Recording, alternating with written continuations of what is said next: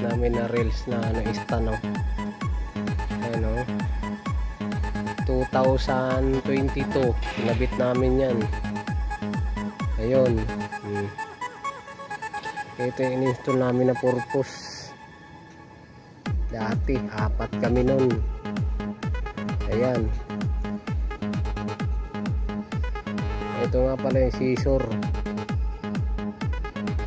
yan, alignment pambas. Ito yung in-install ko dati.